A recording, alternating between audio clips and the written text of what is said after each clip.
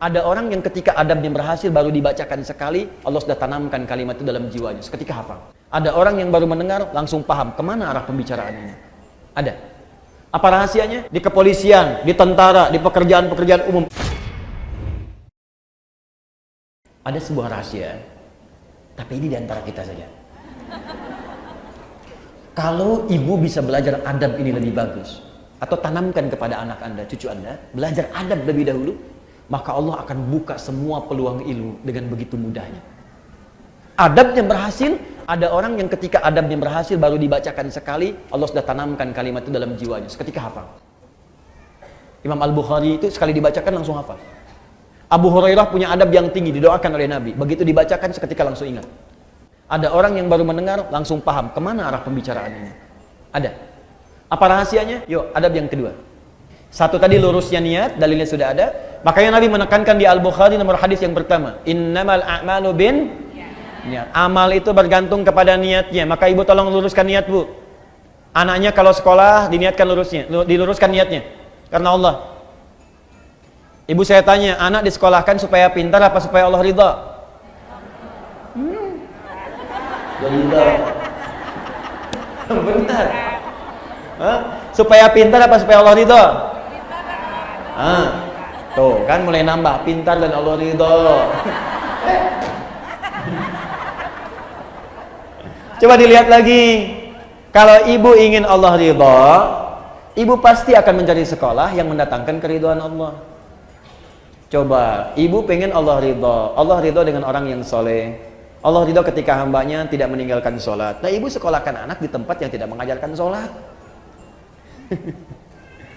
Ya gimana? Ya wajar kalau pulang dia nggak bisa sholat.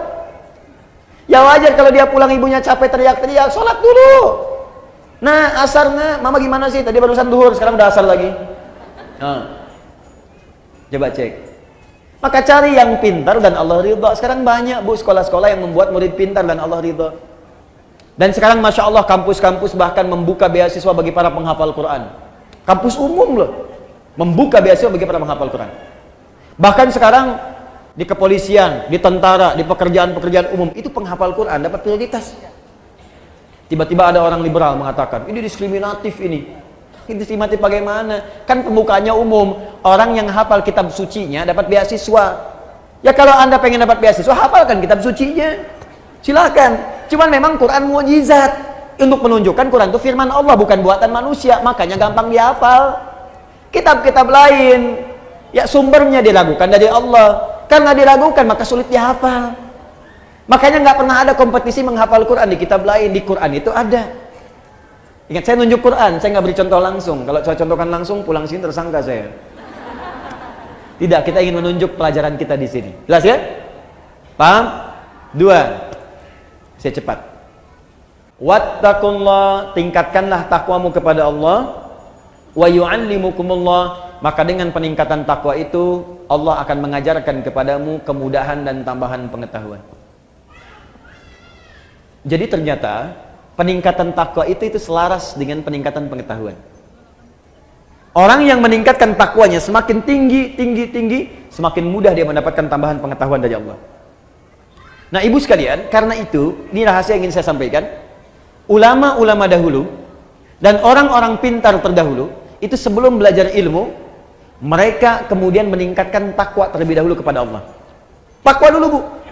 Nanti saya contohkan orang-orangnya. Nah, sekarang kalau ibu tanya, Ustadz, bagaimana cara meningkatkan takwa kepada Allah? Kalimat takwa dalam Quran itu derivasinya disebutkan 115 kali. Ada 115 kali. Dari 115 kali penyebutan ini, puncak paling tingginya itu dua. Satu, jenisnya ada dua. Satu, ibadah ritual. Ibadah ritual, sholat, itu bagian dari takwa.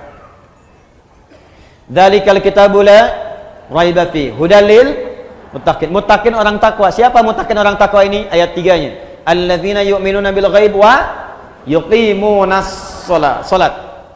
Karena itu, kalau anak ibu ingin dimudahkan pengetahuan oleh Allah, Allah yang punya ilmu, Allah yang punya pengetahuan, Allah yang punya wawasan segalanya, semua tidak luput dari Allah.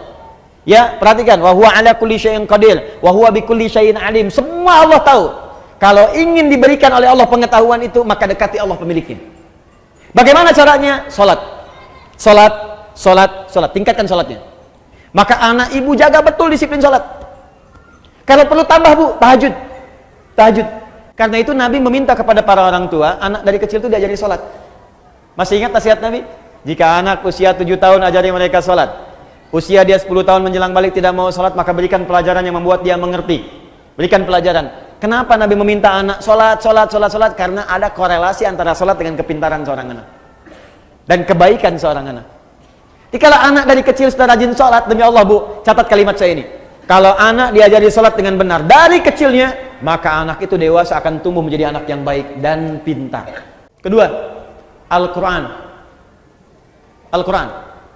Masih ritual hubungan kita dengan Allah. Ibu saya kasih saran bu ya. Di mumpung saya lihat ada anak-anak yang tadi kecil bersuara macam-macam atau ibu sendiri, saya sarankan begini, mumpung masih ada waktu, ibu dekati Al-Quran dan dekatkan anak-anak itu dengan Al-Quran. Sudah ada penemuan sekarang dan itu sudah dibuktikan dengan sangat jelas bahwa orang yang hafal Quran khususnya atau dekat dengan Al-Quran itu Allah akan tingkatkan tingkat kecerdasannya. Kalau hafal dengan benar itu minimal 3 kali lipat. Ada korelasi antara peningkatan kecerdasan dengan hafalan Quran. Korelasinya tinggi. Nah sekarang anak fisika itu belajar untuk ujian saja. Anak sekolah belajar hanya untuk ujian, makanya ilmunya nggak dipakai dalam kehidupan. Itu almarhum yang Habib itu kan rajin baca Qurannya, sholatnya rajin. Ya, Masya Allah itu dan kepake ilmunya gitu. Dan sekarang pun masih dikenal. Jelas ya? Terakhir, tutup yang ketiga. Ya ayyuhalladzina amanu taqullaha wabtaghu ilaihil wasilah. Hai orang-orang beriman, tingkatkan takwamu kepada Allah dan cari wasilah untuk mewujudkan keinginanmu dengan takwa itu. Maksudnya begini, tadi jenis takwa sholat, maka ibu dalam sujud minta kepada Allah keinginannya apa? Ya Allah, jadikan anak saya ya Allah pintar dan berkah. Minta dalam sujud. Terus baca Quran bagian dari takwa. Ibu setelah selesai baca Quran, jangan cukupkan dengan kalimat tahmid, alhamdulillah atau tasdik, shadaqallah. Jangan cukupkan sampai situ. Selesai baca Quran, ibu berdoa. Ya Allah, anugerahkan kami syafaat dengan Quran ini. Ya Allah, perbaiki akhlak saya ya Allah dengan keberkahan Quran ini. Ya Allah, cerdaskan akhlak anak saya ya Allah dengan cahaya Al-Quran ini. Minta. Itu cepat dikabulkan. Saya lihat sekarang banyak orang baca Quran itu cuma selesai aja. Baca shadaqallahul azim, tasdik selesai, sudah. Enggak, berdoa dulu. Berdoa. Nah, amalan terakhir yang ketiga, rajin bersedekah. Rajin bersedekah. Imam Abu Hanifah itu termasuk orang yang rajin sedekah. Gak usah jauh-jauh bu, Rasulullah Sallallahu Alaihi Wasallam, Masya Allah, itu kalau sedang mengajar juga demikian, rajin sedekah. Nabi itu bisa ribuan kali umrah, tapi dalam hidupnya hanya sekitar 3-4 kali saja. Ya, bisa berkali-kali haji, tapi tidak semua setiap musim haji datang. Apa yang beliau lakukan? Ternyata diantaranya mengajar para duta-duta mahasiswa yang datang dari luar. Abu Hurairah, Salman Al-Farisi, sahabat yang lain. Tinggal, siapa yang ngasuh, yang biayai? Nabi. Di mana? Di sisi Masjid Nabawi. Ada supah namanya. Abu Hurairah radhiyallahu ta'ala anhu, ya. Ada Salman Al-Farisi, termasuk Ali bin Abi Thalib, Ibnu Abbas, Ibnu Umar. Belajar aja. Itu yang biayai Nabi. Yang gak ada bekal, Nabi kasih makanan, ya, kasih kemudahan dan sebagainya. Nabi itu. Dan Masya Allah ilmunya berkah. Jadi makanya saya diajari oleh guru kami, itu setidaknya kalau belum bisa memberikan sesuatu kepada murid, saya datang pada guru saya bertanya, Syekh berikan saya nasihat. Adinda, ya bunayya anakku, siang engkau belajar, malam engkau dekati pada yang memiliki pengetahuan. Maka mintalah kepada Allah agar ilmu yang engkau ajarkan itu meresap ke dalam jiwa-jiwa setiap murid yang belajar. Yang kedua, engkau doakan mereka. Dalam setiap malam engkau mengajar. Dan itu saya praktekkan. Pagi, siang saya mengajar, malam bangun, kita bayangkan lagi ngajar di mana, kita minta sama Allah. Ya Allah, sayangi setiap orang-orang yang belajar. Ya Allah, berkahi ilmunya. Ya Allah, lapangkan kehidupan mereka. Ya Allah, mudahkan mereka. Ya Allah, pertemukan kami di surga. Ya Allah, himpun dengan keluarga. Ya Allah, jauhkan mereka dari maksiat. Minta gitu. Itu dampaknya besar. Tinggi dampaknya.